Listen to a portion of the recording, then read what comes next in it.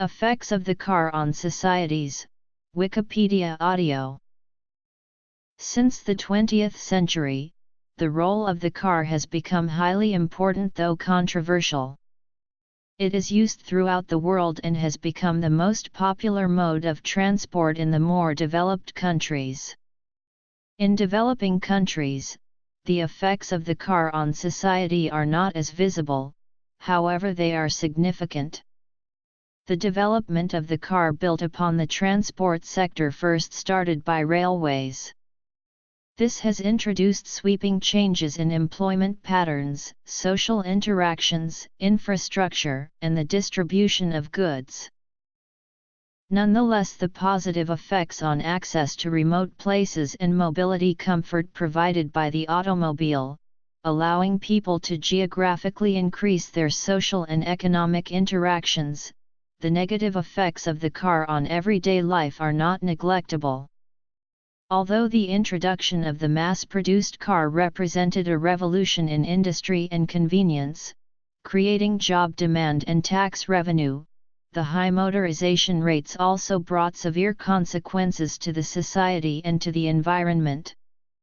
The modern negative consequences of heavy automotive use include the use of non-renewable fuels, a dramatic increase in the rate of accidental death, the disconnection of local community, the decrease of local economy, the rise in obesity and cardiovascular diseases, the emission of air and noise pollution, the emission of greenhouse gases, generation of urban sprawl and traffic, segregation of pedestrians and other active mobility means of transport, decrease in the railway network, urban decay and the high cost per unit distance on which the car paradigm is based. In the early 20th century, cars entered mass production. The United States produced 45,000 cars in 1907, but 28 years later, in 1935, this had increased nearly 90-fold to 3,971,000. This increase in production required a new large workforce. In 1913 there were 13,623 people working for Ford Motor Company, but by 1915 this had increased to 18,028. Bradford DeLong, author of The Roaring Twenties, tells us that many more lined up outside the Ford factory for chances to work at what appeared to them to be an incredible boondoggle of a job. There was a surge in the need for workers at big, new high-technology companies such as Ford. Employment increased greatly. History. Though, when the motor age arrived in Western countries at the beginning of the 20th century, many conservative intellectuals opposed the increase in motor vehicles on the roads. These increases removed space for pedestrians, and brought a tremendous increase in pedestrian deaths caused by car collisions. W.S. Gilbert, a famous British librettist, wrote to the Times on June 3, 1903. Congestion and scarcity costs, accident costs, air pollution costs, noise costs, climate change costs, costs for nature and landscape, costs for water pollution, costs for soil pollution and costs of energy dependency. 10 years later, Alfred Godley wrote a more elaborate protest, The Motor Bus, a poem which cleverly combined a lesson in Latin grammar with an expression of distaste for innovative motor transport. Worldwide, the car has allowed easier access to remote places. However, average journey times to regularly visited places have increased in large cities, as a result of widespread car adoption and urban sprawl, as well as the decommissioning of older tram systems. This is due to traffic congestion and the increased distances between home and work brought about by urban sprawl. Examples of car access issues in underdeveloped countries are, for example, the paving of Mexican Federal Highway 1 through Baja California, completing the connection of Cabo San Lucas to California. In Madagascar, another example, about 30% of the population does not have access to reliable all-weather roads, and in China, 184 towns and 54,000 villages have no motor road. Certain developments in retail are partially due to car use, such as drive-through fast food purchasing and gasoline station grocery shopping. The development of the car has contributed to changes in employment distribution, shopping patterns, social interactions, manufacturing priorities, and city planning. Increasing use of cars has reduced the roles of walking, horses, and railroads. Automobile safety, automobile dependency, car costs, environmental impact of transport, motor club, peak car. In addition to money for roadway construction, car use was also encouraged in many places through new zoning laws that allowed any new business to construct a certain amount of parking based on the size and type of facility. The effect was to create many free parking spaces, and business places further back from the road. In aggregate, this led to less dense settlements and made a carless lifestyle increasingly unattractive. Many new shopping centers and suburbs did not install sidewalks, making pedestrian access dangerous. This had the effect of encouraging people to drive, even for short trips that might have been walkable, thus increasing and solidifying American auto dependency. As a result of this change, employment opportunities for people who were not wealthy enough to own a car and for people who could not drive, due to age or physical disabilities, became severely limited. Car-free movement, city bicycle, congestion pricing, freeway and expressway revolts, good roads movement, green vehicle, road protest in the United Kingdom, road space rationing, new pedestrianism. Access and convenience. In countries with major car manufacturers, such as USA or Germany, a certain degree of car dependency might be positive for the economy at a macroeconomic level, since it demands automobile production, therefore resulting also in job demand and tax revenue. These economic conditions were particularly valid during the 1920s when the number of automobiles, worldwide, had a substantial annual average increase, but also during the post-World War II economic expansion. Notwithstanding the growing effects provided by the automobile on the economy of some countries, several other auto-dependent countries, deprived from automobile industry and oil resources, have to allocate substantial economic assets to satisfy its mobility policies, affecting then their commercial balance. This situation is broadly valid in the majority of the European countries, since, disregarding some few exceptions such as Norway, Europe is largely dependent on imports for its fossil fuels. Furthermore, just few European countries, such as Germany or France, have car manufacturers productive enough to satisfy their country's internal demand for cars. All these factors related to high motorization rates, affect therefore the economic growth in the majority of the European countries. Most African countries are also dependent from imported cars, usually second-hand from Western countries, some of those vehicles being in a very worn-out state. Finally, even countries with oil resources could be deprived of refineries, such as Nigeria, which has to import fuel even though it is a major oil producer. As of 2009, the U.S. motor vehicle manufacturing industry employed 880,000 workers, or approximately 6.6% of the U.S. manufacturing workforce. Cycling steadily became more important in Europe over the first half of the 20th century, but it dropped off dramatically in the United States between 1900 and 1910. Automobiles became the preferred means of transportation. Over the 1920s, bicycles gradually became considered children's toys, and by 1940 most bicycles in the United States were made for children.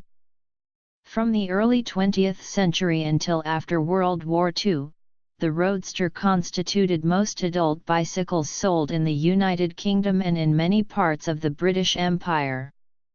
For many years after the advent of the motorcycle and automobile, they remained a primary means of adult transport. In several places, both high and low income, bicycles have retained or regained this position. In Denmark, cycling policies were adopted as a direct consequence of the 1973 oil crisis, whereas bike advocacy in the Netherlands started in earnest with a campaign against traffic deaths called Stop Child Murder. Today both countries have high modal shares of cycling despite high car ownership rates. Prior to the appearance of the automobile, horses, walking and streetcars were the major modes of transportation within cities. Horses require a large amount of care, and were therefore kept in public facilities that were usually far from residences. The wealthy could afford to keep horses for private use, hence the term carriage trade referred to elite patronage. Horse manure left on the streets also created a sanitation problem. The motorcycle made regular medium-distance travel more convenient and affordable, and after World War I the automobile too, especially in areas without railways. Because cars did not require rest, were faster than horse-drawn conveyances, and soon had a lower total cost of ownership, more people were routinely able to travel farther than in earlier times. The construction of highways in the 1950s continued this. Some experts suggest that many of these changes began during the earlier golden age of the bicycle, from 1880 to 1915. Beginning in the 1940s, most urban environments in the United States lost their streetcars, cable cars, and other forms of light rail, to be replaced by diesel-burning motor coaches or buses. Many of these have never returned, but some urban communities eventually installed rapid transit. Another change brought about by the car is that modern urban pedestrians must be more alert than their ancestors. In the past, a pedestrian had to worry about relatively slow-moving streetcars or other obstacles of travel. With the proliferation of the car, a pedestrian has to anticipate safety risks of automobiles traveling at high speeds because they can cause serious injuries to a human and can be fatal, unlike in previous times when traffic deaths were usually due to horses escaping control. Economic changes. Employment and consumption habits. According to many social scientists, the loss of pedestrian-scale villages has also disconnected communities. Many people in developed countries have less contact with their neighbors and rarely walk unless they place a high value on exercise. Externalities of automobiles: traffic collisions, urban sprawl, urban decay, air pollution, traffic congestion, roadway noise, roadway air dispersion modeling, climate change, obesity, national energy dependency, water pollution, soil pollution, jaywalking. Economic growth. Employment in the automotive industry. Traffic. Cultural changes. Changes to urban society. In the decades following World War II, the auto united in the United States with the single-family dwelling to form suburbs. Suburban affluence led to a baby boomer generation far removed from the hardships of their parents. Community standards of the past, driven by scarcity and the need to share public resources, gave way to new credos of self-exploration. As the economy of the 50s and 60s boomed, car sales grew steadily, from 6 million units sold per year in the US to 10 million. Married women entered into the economy and two-car households became commonplace. In the 70s, however, the comparative economic stagnation then experienced was accompanied by societal self-reflection on the changes the auto brought. Critics of automotive society found little positive choice in the decision to move to the suburbs. The physical movement was looked upon as flight. The auto industry was also under attack from bureaucratic fronts, and new emission and CAFE regulations began to hamper Big Three profit margins. Compact city, new urbanism, transit-oriented development, smart growth. Kenneth Schneider in Autokind vs. Mankind called for a war against the auto, derided it for being a destroyer of cities, and likened its proliferation to a disease. Renowned social critic Vance Packard in A Nation of Strangers blamed the geographic mobility enabled by the auto for loneliness and social isolation. Auto sales peaked in 1973, at 14.6 million units sold, and were not to reach comparable levels for another decade. The 1973 Arab-Israeli War was followed by the OPEC oil embargo, leading to an explosion of prices, long gas lines, and talk of rationing.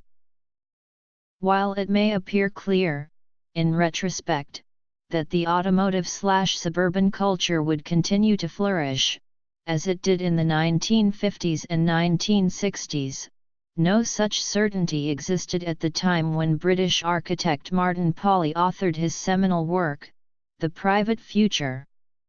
Pawley called the automobile the shibboleth of privatization, the symbol and the actuality of withdrawal from the community, and perceived that, in spite of its momentary misfortunes, its dominance in North American society would continue. The car was a private world that allowed for fantasy and escape, and Pawley forecasted that it would grow in size, and in technological capacities. He saw no pathology in consumer behavior grounded in freedom of expression. Advent of suburban society. Improved transport accelerated the outward growth of cities and the development of suburbs beyond an earlier era's streetcar suburbs. Until the advent of the car, factory workers lived either close to the factory or in high-density communities farther away, connected to the factory by streetcar or rail. The car and the federal subsidies for roads and suburban development that supported car culture allowed people to live in low-density residential areas even farther from the city center and integrated city neighborhoods. Were industrial suburbs being few, due in part to single-use zoning, they created few local jobs and residents commuted longer distances to work each day as the suburbs continued to expand. The car had a significant effect on the culture of the United States. As other vehicles had been, cars were incorporated into artworks including music, books, and movies. Between 1905 and 1908, more than 120 songs were written in which the automobile was the subject. Although authors such as Booth Tarkington decried the automobile age in books including The Magnificent Ambersons, novels celebrating the political effects of motorization included Free Air by Sinclair Lewis, which followed in the tracks of earlier bicycle touring novels. Some early 20th century experts doubted the safety and suitability of allowing female automobilists. Dorothy Levitt was among those eager to lay such concerns to rest, so much so that a century later only one country had a women to drive movement. Where 19th century mass media had made heroes of Casey Jones, Alan Pinkerton, and other stalwart protectors of public transport, new road movies offered heroes who found freedom and equality, rather than duty and hierarchy, on the open road. George Monbiot writes that widespread car culture has shifted voters' preference to the right wing of the political spectrum, and thinks that car culture has contributed to an increase in individualism and fewer social interactions between members of different socio-economic classes. The American Motor League had promoted the making of more and better cars since the early days of the car, and the American Automobile Association joined the Good Roads movement begun during the earlier bicycle craze, when manufacturers and petroleum fuel suppliers were well established. They also joined construction contractors in lobbying governments to build public roads. As tourism became motorized, individuals, families and small groups were able to vacation in distant locations such as national parks. Roads including the Blue Ridge Parkway were built specifically to help the urban masses experience natural scenery previously seen only by a few. Cheap restaurants and motels appeared on favorite routes and provided wages for locals who were reluctant to join the trend to rural depopulation. Road building was sometimes also influenced by Keynesian-style political ideologies. In Europe, massive freeway building programs were initiated by a number of social democratic governments after World War II, in an attempt to create jobs and make the car available to the working classes. From the 1970s, promotion of the automobile increasingly became a trait of some conservatives. Margaret Thatcher mentioned a great car economy in the paper On Roads for Prosperity. The 1973 oil crisis and with it fuel rationing measures brought to light for the first time in a generation what cities without cars might look like, reinvigorating or creating environmental consciousness in the process. Green parties emerged in several European countries in partial response to car culture but also as the political arm of the anti-nuclear movement.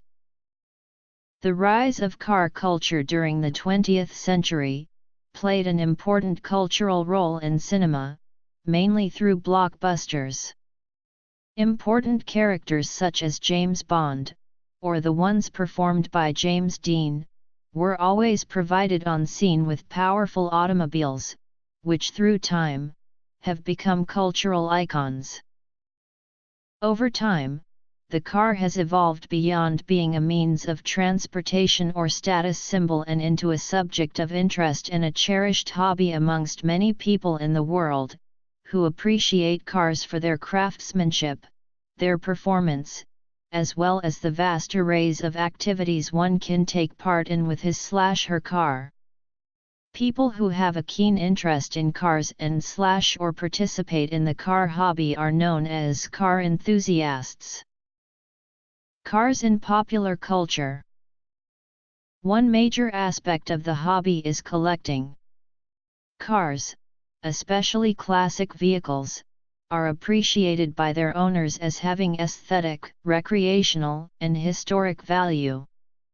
Such demand generates investment potential and allows some cars to command extraordinarily high prices and become financial instruments in their own right.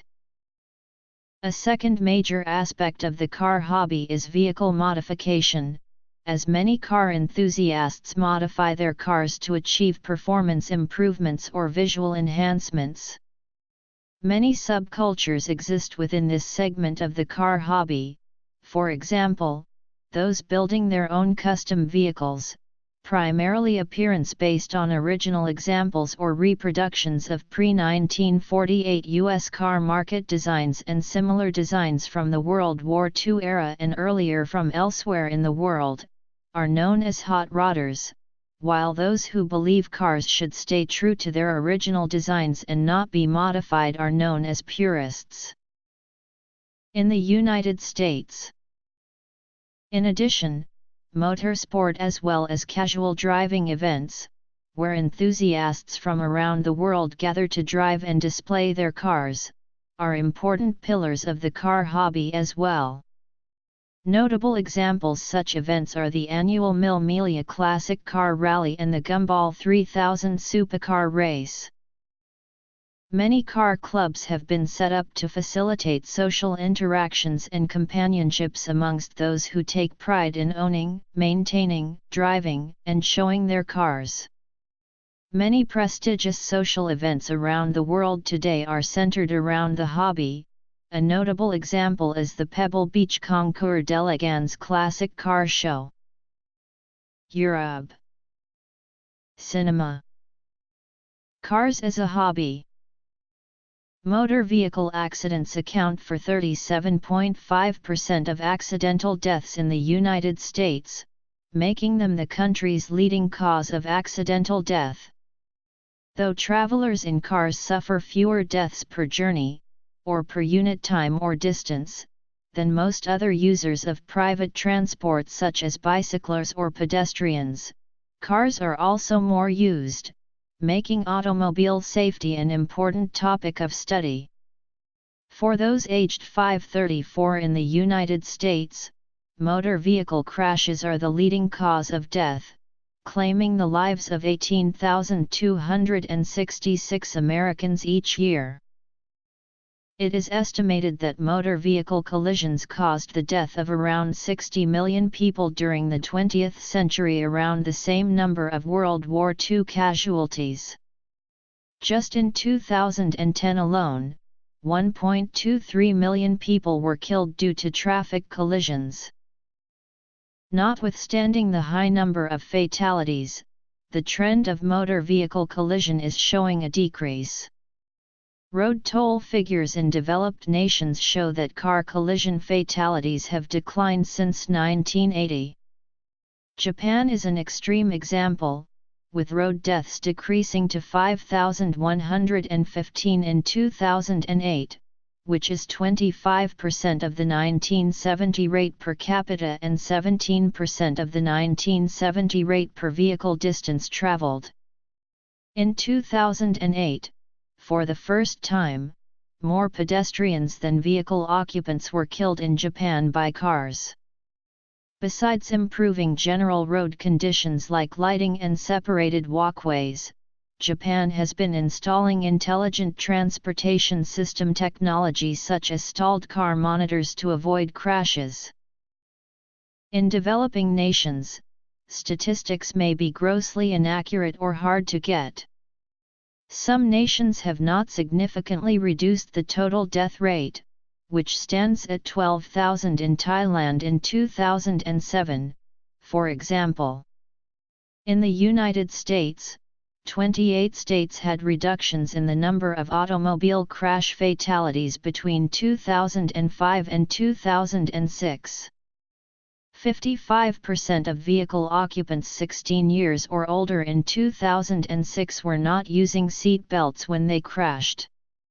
Road fatality trends tend to follow Smeed's law, an empirical schema that correlates increased fatality rates per capita with traffic congestion. According to the Handbook on Estimation of External Costs in the Transport Sector made by the Delft University, and which is the main reference in European Union for assessing the externalities of cars, the main external costs of driving a car are: use of cars for transportation creates barriers by reducing the landscape required for walking and cycling. It may look like a minor problem initially, but in the long run, it poses a threat to children and the elderly. Transport is a major land use, leaving less land available for other purposes. Cars also contribute to pollution of air and water. Though a horse produces more waste, cars are cheaper, thus far more numerous in urban areas than horses ever were. Emissions of harmful gases like carbon monoxide, ozone, carbon dioxide, benzene, and particulate matter can damage living organisms and the environment. The emissions from cars cause disabilities, respiratory diseases, and ozone depletion. Noise pollution from cars can also potentially result in hearing disabilities, headaches, and stress to those frequently exposed to it. In countries such as the United States, the infrastructure that makes car use possible, such as highways, roads, and parking lots, is funded by the government and supported through zoning and construction requirements. Fuel taxes in the United States cover about 60% of highway construction and repair costs, but little of the cost to construct or repair local roads. Payments by motor vehicle users fall short of government expenditures tied to motor vehicle use by 70 cents per gallon of gas. Zoning laws in many areas require that large, free parking lots accompany any new buildings. Municipal parking lots are often free or do not charge a market rate. Hence, the cost of driving a car in the U.S. is subsidized, supported by businesses and the government, who cover the cost of roads and parking. This is in addition to other external costs car users do not pay, like accidents or pollution. Even in countries with higher gas taxes like Germany, motorists don't fully pay for the external costs they create. This government support of the automobile through subsidies for infrastructure, the cost of highway patrol enforcement, recovering stolen cars, and many other factors makes public transport a less economically competitive choice for commuters when considering out-of-pocket expenses. Consumers often make choices based on those costs, and underestimate the indirect costs of car ownership, insurance, and maintenance. However, globally, and in some U.S. cities, tolls and parking fees partially offset these heavy subsidies for driving. Transportation planning policy advocates often support tolls, increased fuel taxes, congestion pricing, and market rate pricing for municipal parking as a means of balancing car use in urban centers with more efficient modes such as buses and trains. When cities charge market rates for parking, and when bridges and tunnels are tolled, driving becomes less competitive in terms of out-of-pocket costs. When municipal parking is underpriced and roads are not tolled, most of the cost of vehicle usage is paid for by general government revenue, a subsidy for motor vehicle use. The size of this subsidy dwarfs the federal, state, and local subsidies for the maintenance of infrastructure and discounted fares for public transportation. By contrast, although there are environmental and social costs for rail, there is a very small impact. Walking or cycling often have net positive impacts on society as they help reduce health costs and produce virtually no pollution.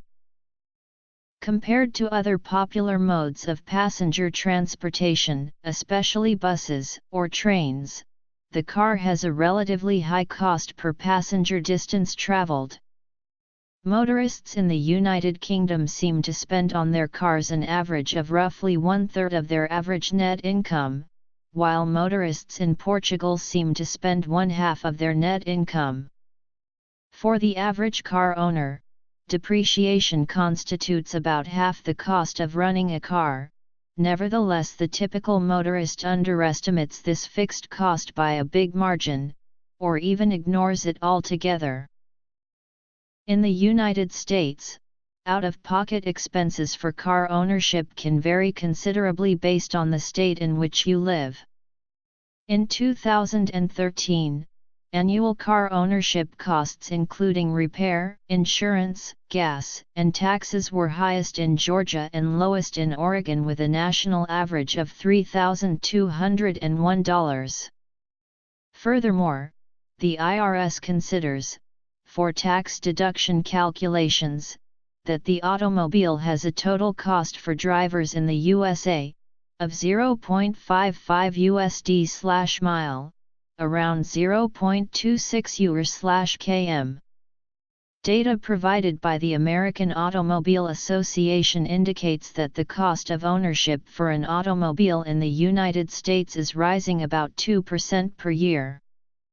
2013 data provided by the Canadian Automobile Association concludes that the cost of ownership for a compact car in Canada, including depreciation, insurance, borrowing costs, maintenance, licensing, etc. was ca $9,500 per year, or about US $7,300. The Austrian philosopher Ivan Illich, a critic of the modern society habits, was one of the first thinkers to establish the so-called consumer speed concept.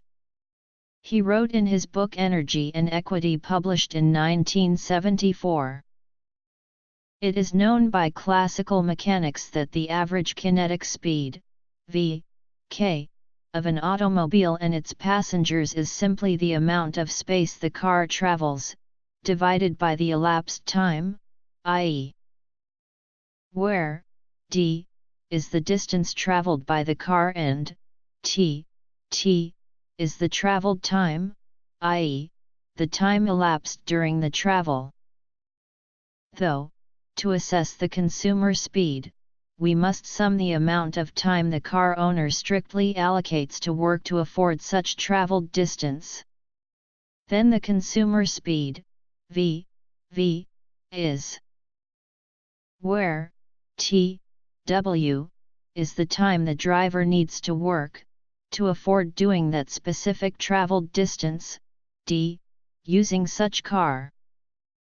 James, a common car owner and driver who takes his car to get to work, spends totally on his car an average of €5,000 per year.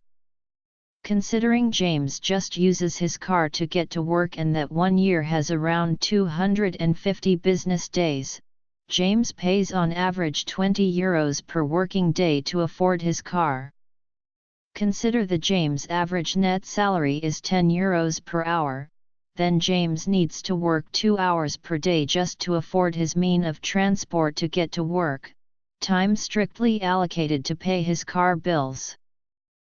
If he lives 20 kilometers away from his workplace and he gets there in half an hour, then he makes 40 kilometers per day during 1 hour. His kinetic average speed would then be. Though James needs on average 2 hours per day just to afford his car, working time budget strictly allocated for paying his car bills, so his consumer speed would be just 1/3 of his kinetic speed. General alternatives. Effects. Planning response. Safety and traffic collisions. External and internal costs. Public or external costs. Private or internal costs. Kinetic speed versus consumer speed. Example.